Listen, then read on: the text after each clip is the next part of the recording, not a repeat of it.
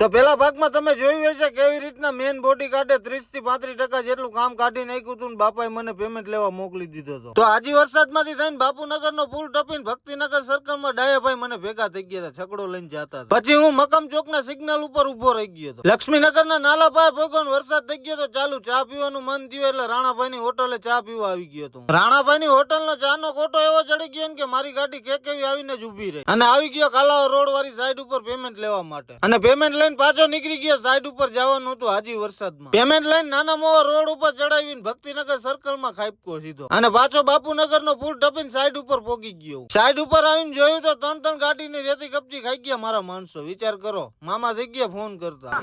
ક્યાં હો તમે? ક્યાં હો તમે? ઓલા મુકાભાઈ ને મૂતર બહુ લાગે ઘડીએ લીપ હાકતા ઓલા મુકાભાઈ હે ને એ લીપ હાકતા બહુ પેશાબ લાગે. એને બહુ પેશાબ લાગે ચાલુ લીપે.